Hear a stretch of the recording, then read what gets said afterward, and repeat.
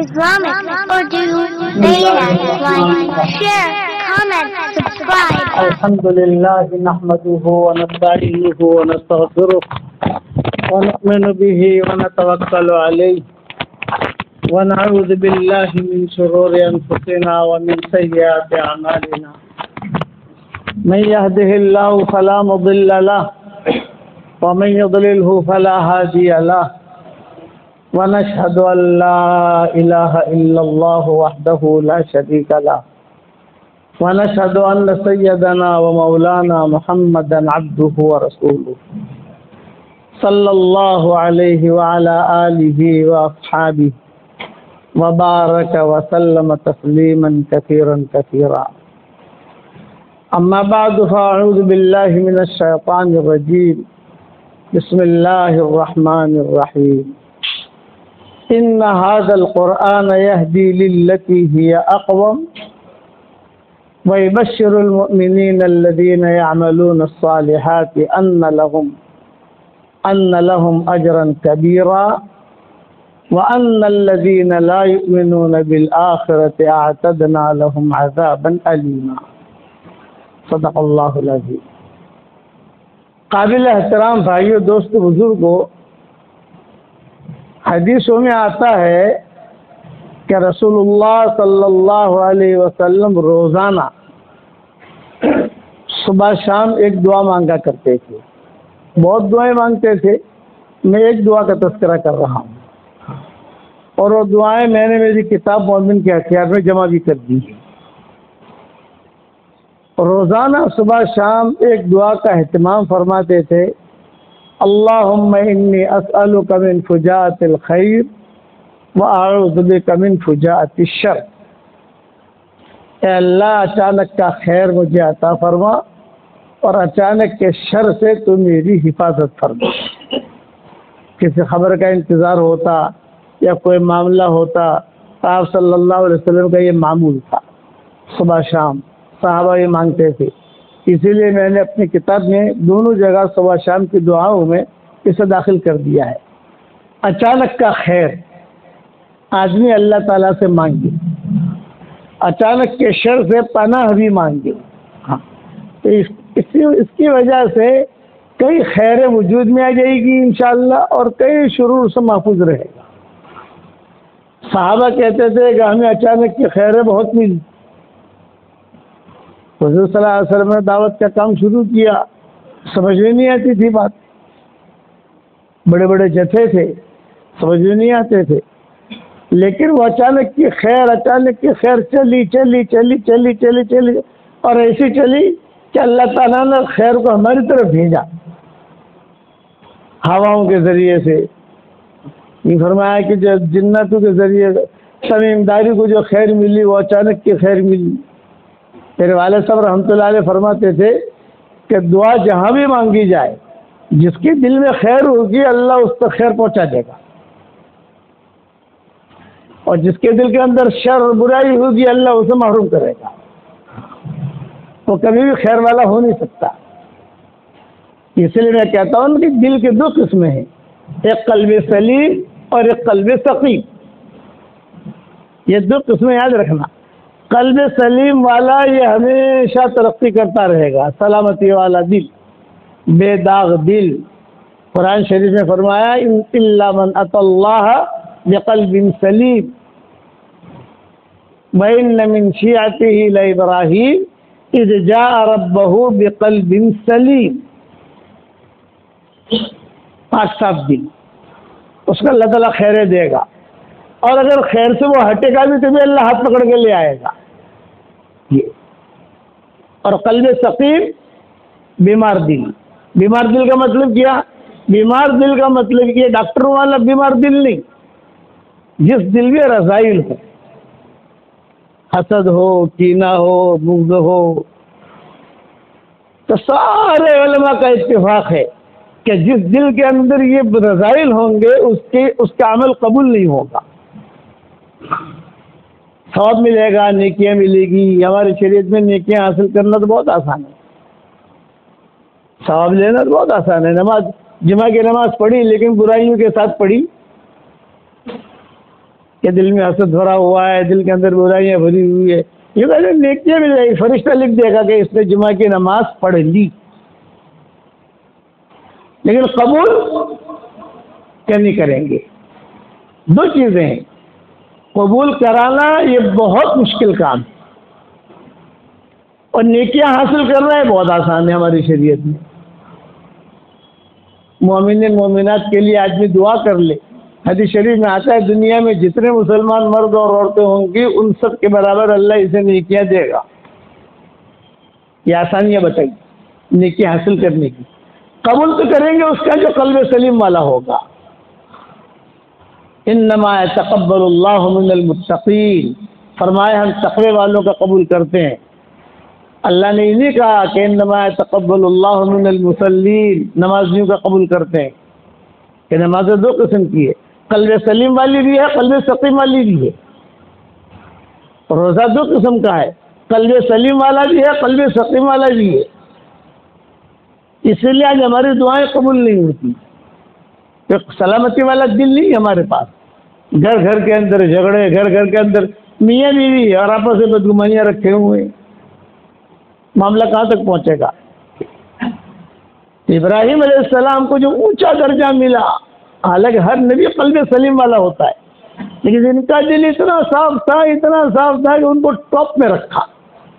انہیں کے حساب میں حضور صلی اللہ علیہ وسلم آ گئے، انہیں کے حساب میں اسماعیل علیہ السلام آ گئے، انہیں کے حساب میں اسحاق علیہ السلام آ گئے، انہیں کے حساب میں حرم آ گیا مکہ کا، اور انہیں کے حساب میں بیت المقدس آ گیا، اور انہیں کے حساب میں سینکڑوں انبیاء آ گئے بنی اسرائیل کے۔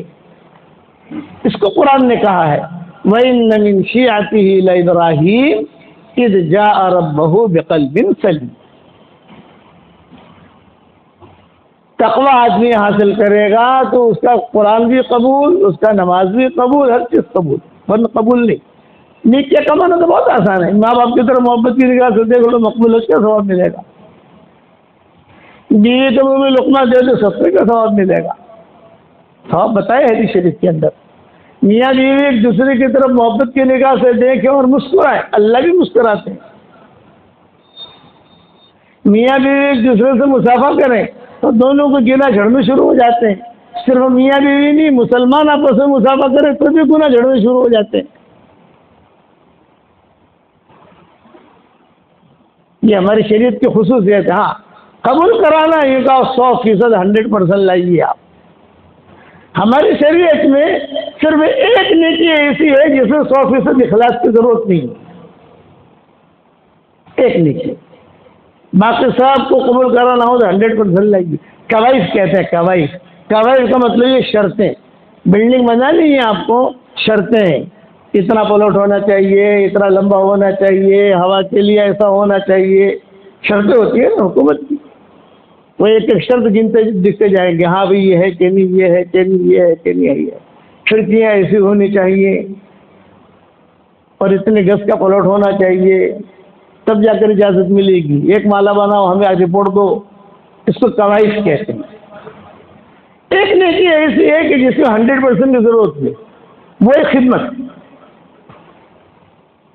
کتے کو پانی پلا دیا، جنت مل گئی، حالانکہ گنہگار تھی، کوئی اچھی عورت نہیں تھی، پانی پلانے پر ملا ہے۔ تو علماء نے لکھا ہے کہ آدمی خدمت کرے، اس میں 100% شرطوں کی ضرورت نہیں ہے، اللہ کے لیے کرے، کچھ بھی کرے، مختصر کرے۔ کتا کہ اس کی کوئی ویلیو نہیں، پلانے والی کہ وہ بھی گنہگار، خدمت کی، اس خدمت پر ملا۔ جانور کی خدمت کر لے، انسان کی خدمت کر لے، باقی چیزوں میں قلب سلیم کی ضرورت ہے، اس کو اللہ اچانک کا خیر دیتے ہیں۔ میرے والد صاحب رحمۃ اللہ علیہ فرماتے تھے کہ بے ایمان ہوگا، بے ایمان ہے کہ اس کے پاس ایمان نہیں ہے، لیکن وہ معاملات کا کلیئر، زبان کا پکا ہے، پکا، تو کہیں نہ کہیں سے اللہ کبھی نہ کبھی اس کو ہدایت بھی دے دے گا، کہ ہدایت سے بڑی دولت کوئی نہیں۔ تمیم داری نصرانی تھے اور بہت خوبصورت تھے، یہ جاتے تھے شام تجارت کے لیے، کپڑے کی تجارت کی ہوئی تھی، شام میں ایک گاؤں ہے، ابھی بھی وہ شہر ہے، ہمارا سفر ہوتا ہے ہم دیکھتے ہیں، اس گاؤں شہر کا نام ہے صفورہ، وہاں کپڑے بنتے ہیں۔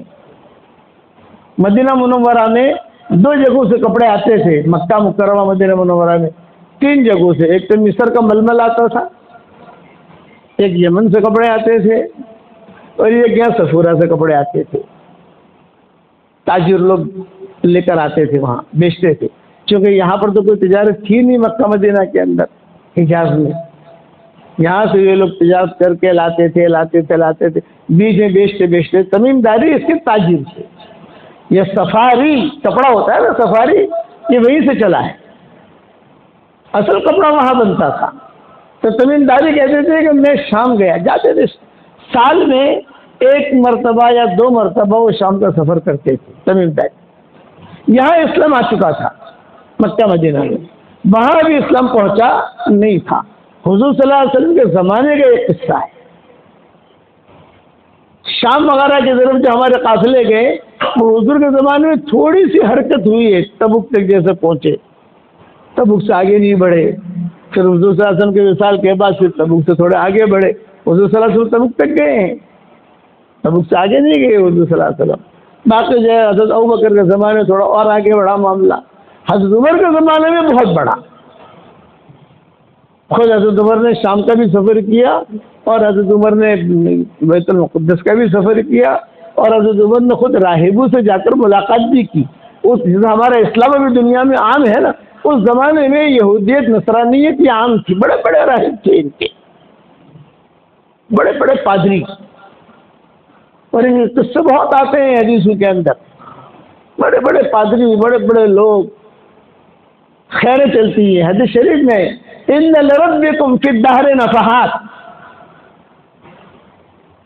کہ تمہارے رب کی طرف سے ہر زمانے میں اچھی ہوائیں چلیں گی، نفحات کہتے ہیں اچھی ہواؤں کو، فتعرضوا لها، جب اچھی ہوائیں چلے اپنے آپ کو پیش کر دو، قبول کر لو اسے۔ جتنوں کو اسلام ملا ہے وہ راہب جو ہوتے تھے انہیں پتا تھا کہ کوئی نبی آنے والا ہے، لیکن وہ تورات انجیل کے ماہر تھے، آسمانی کتابوں کے بڑے واقف تھے۔ حضرت عمر کو پہچان لیا زمانے جاہلیت میں۔ حضرت عمر جو ہے یہ اپنا قصہ خود بیان کرتے تھے کہ ہم تجارت کے لیے جاتے تھے شام، زمانے جاہلیت میں، ابھی اسلام آیا نہیں تھا، حضور صلی اللہ علیہ وسلم سے ملاقات نہیں ہوئی تھی، تو وہاں راہب جو ہے مجھے سلام کرتے تھے۔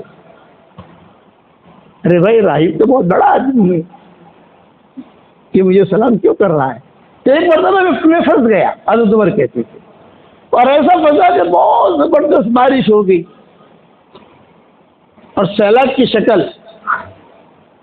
حضور صلی اللہ علیہ وسلم نے 2 چیزوں سے پناہ مانگی ہے، اللہم انی اعوذ بک من شر الاعمین السیل والبعیر السعود، اے اللہ 2 اندھی چیزوں کے شر سے میں پناہ مانگتا ہوں۔ ایک سیلاب کا پانی، یہ اندھا ہوتا ہے، پتہ نہیں کہاں کیا کرتا نکل جاتا ہے، کہاں جا رہا ہے اسے کچھ پتہ نہیں، اور ایک بدکا ہوا اونٹ۔ تجربہ کہتے ہیں کہ وہ زمانہ وہ حالت ایسی تھی کہ صاحب بچھڑ گئے ہم لوگ، پورا قافلہ کوئی یہاں گیا، کوئی یہاں گیا، کوئی یہاں گیا، اور میری بھی چڑھ گیا۔ اب کہاں جاؤں؟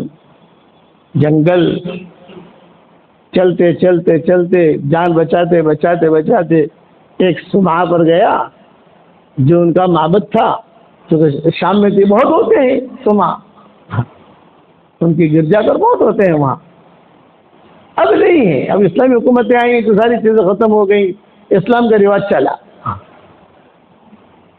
میں وہاں گیا، میں نے وہاں جا کر کہا بھائی مجھے پناہ دو، تھکا ہوا ہوں، بھوکا ہوں۔ تو جو راہب تھا وہ ان کے اکرام میں، استقبال میں اوپر سے نیچے آیا۔ راہب جو ہوتے تھے نا، امام صاحب، ان کے جو بڑے مولوی، وہ نیچے نہیں رہتے تھے، اوپر رہتے تھے، اوپر مکان بنا ہوا ہوتا تھا، وہیں کھانا، وہیں پینا، وہیں سونا۔ ہاں راہب جب نیچے اتر آئے تو پورا گاؤں آ جاتا تھا، ابھی کوئی مسئلہ ہے، یہ نیچے کیوں آیا، کوئی مسئلہ ہے، یہ آدمی نیچے کیوں آیا۔ راہب کا نیچے اترنا یہ دلیل ہوتی تھی کہ کوئی نیا اعلان ہونے والا ہے. یہ اس زمانے کی ترتیب تھی. ہاں اوپر رہے گا تو لوگ اوپر جا کر مل لیتے تھے, سیڑھیاں ہوتی تھی, لفٹ تو تھی نہیں, مل لیتے تھے, بیٹھ لیتے تھے, ہدایت دے دیتے تھے. وہ اپنے اعتبار سے جو ہے وہ کچھ نصیحتیں کرتا تھا, جو بھی اس کی ترتیب ہوتی تھی. لیکن یہ حضرت عمر کو دیکھ کر نیچے اترا تو لوگوں نے کہا بھائی ایک آدمی کی وجہ سے, نوجوان آدمی ہے اور راہب نیچے اترا, کیا بات ہے. لوگ جمع ہو گئے, آج راہب صاحب نیچے آئے ہیں. اچھا, مرد عورتیں یہود نصارا سب ڈھیر دنیا جمع ہو گئی, دنیا. اور حضرت عمر کا بہت استقبال کیا, بٹھایا. اب اتنا بڑا آدمی ایک عام آدمی کا اکرام کرے, اور حضرت عمر سے کہا کہ تم رہو یہاں جب تک رہنا ہے. حضرت عمر نے کہا تو ٹھیک ہے. حضرت عمر کہتے تھے کہ مجھے تو مزہ آ گیا کیونکہ میری تو جان بچ گئی. یہ اپنا قصہ خود بیان کرتے تھے, اس لیے کہ انہیں یاد تھا, وہ دور یاد تھا اپنا. صدیق اکبر اپنے قصے بیان کرتے تھے, زمانہ جاہلیت میں مجھے بھی راہب ملا تھا, میں نے بھی خواب دیکھا تھا, اور میں نے اپنے خواب کی تعبیر, حضور صلی اللہ علیہ وسلم تو تھے ہی نہیں, اسلام تو آیا نہیں تھا. یہ راہبوں سے خوابوں کی تعبیر لیتے تھے. کہ کوئی خواب صدیق اکبر نے وہاں شام میں خواب دیکھا تھا, راہب نے تعبیر دی تھی اس کی.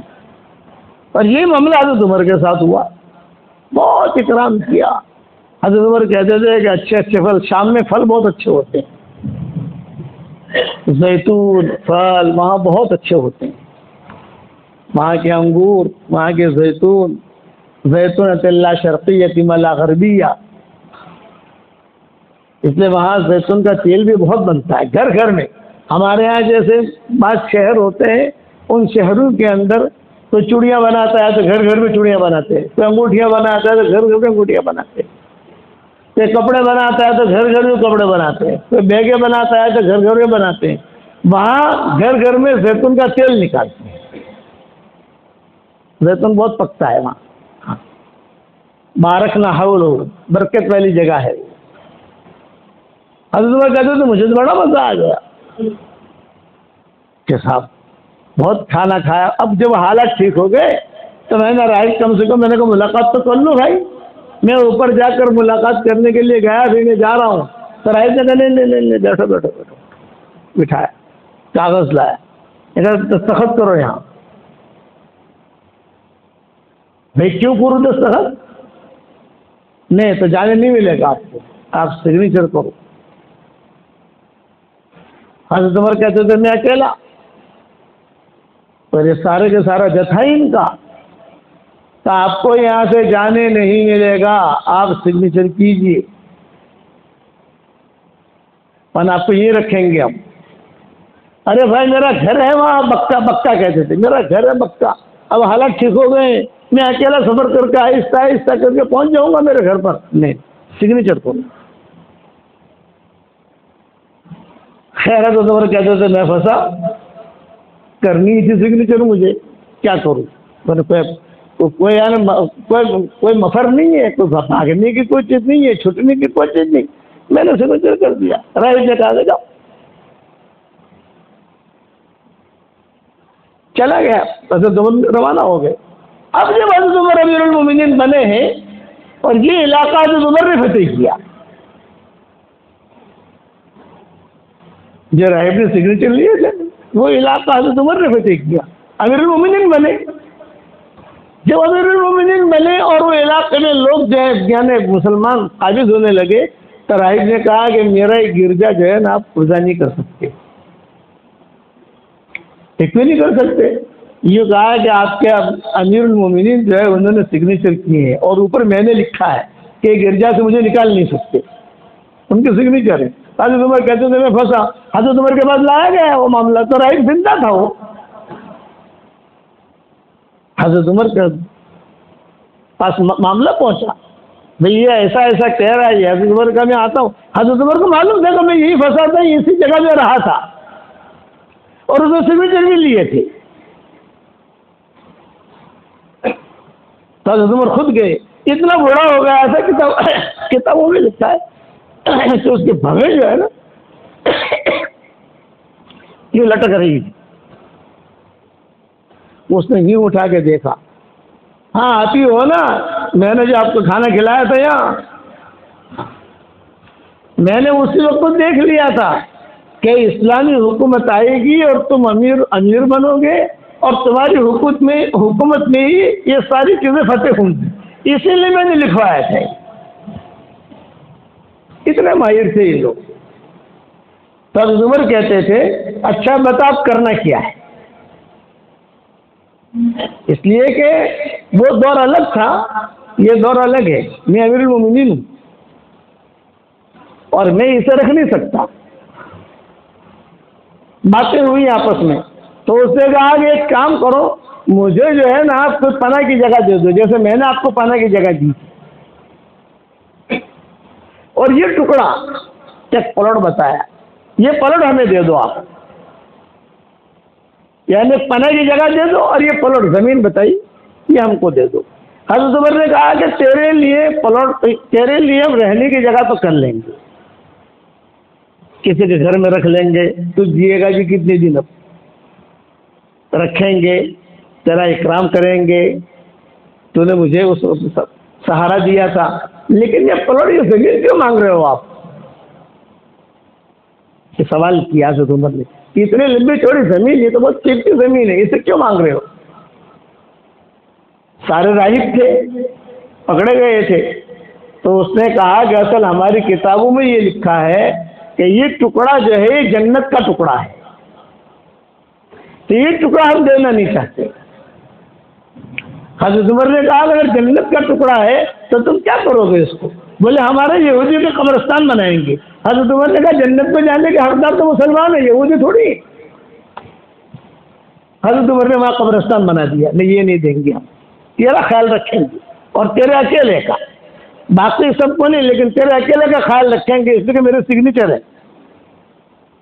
حالانکہ زمانے جاہلیت کے ہی سگنیچر کی کلام اللیل یمحو النہار, رات کی بات دن کو ختم ہو جاتی ہے, دن کی بات رات کو ختم ہو جاتی ہے.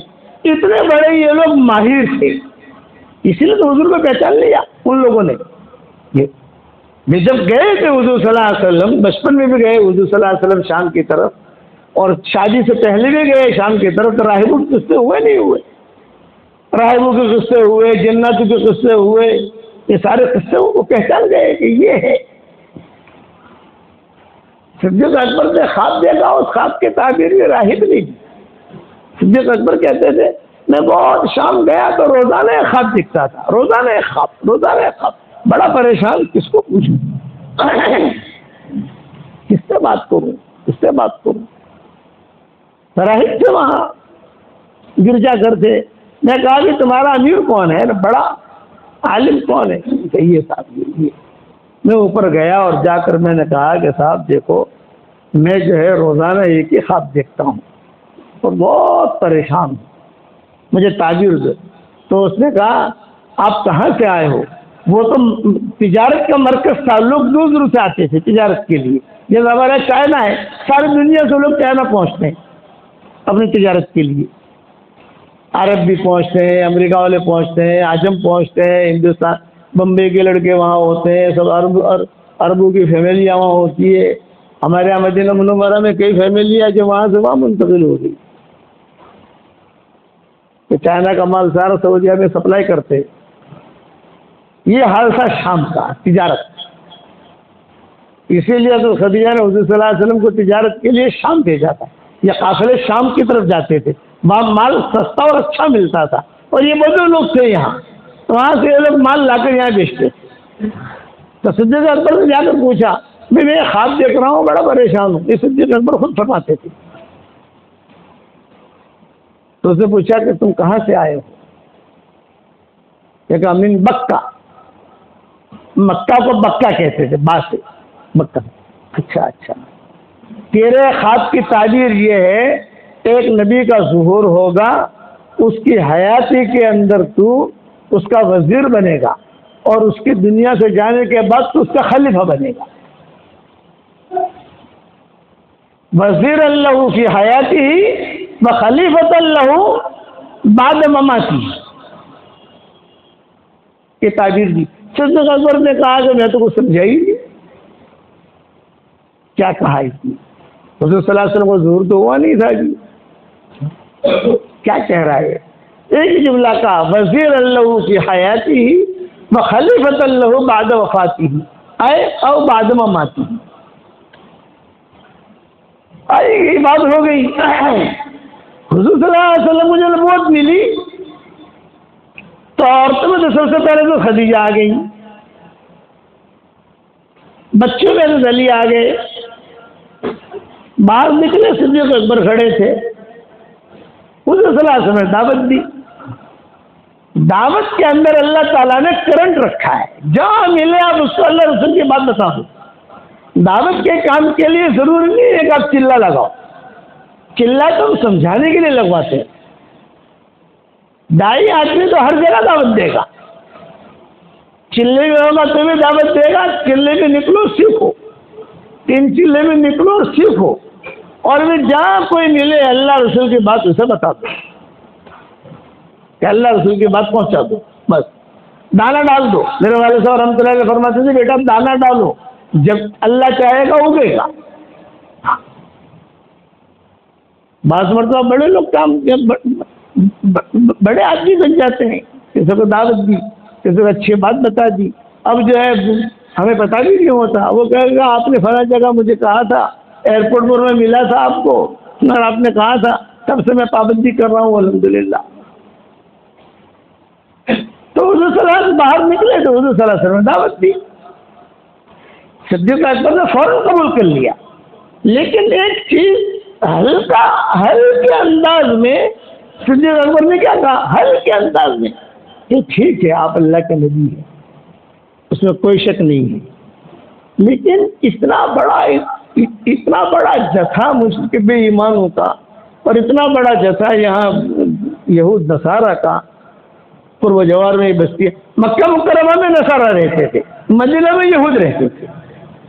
اس لیے حضور صلی اللہ علیہ وسلم نے حبشہ کی طرف بھیجا ہی ان کو. جو صحابہ ہوتے تھے وہ ذرا مسلمانوں سے محبت ان کی کچھ ہے. لَتَجِدَنَّ أَشَدَّ النَّاسِ عَدَاوَةً لِلَّذِينَ آمَنُوا الْيَهُودُ وَالنَّصَارَىٰ بَلْ الَّذِينَ أَشْرَكُوا وَلَتَجِدَنَّ أَقْرَبَهُم مَّوَدَّةً لِلَّذِينَ آمَنُوا قَالُوا إِنَّا نَصَارَىٰ. نصارہ جو یہ قریب ہوتے ہیں اسلام سے تھوڑے. سوئس کراس جسے کہتے ہیں. آپ سوئٹزرلینڈ جاؤ, کبھی سوئٹزرلینڈ جاؤ تو آپ کو پتہ چلے گا. چونکہ ہمارے اس علاقے میں بہت سفر ہوئے, پورے یورپ میں بہت پھرے کریں.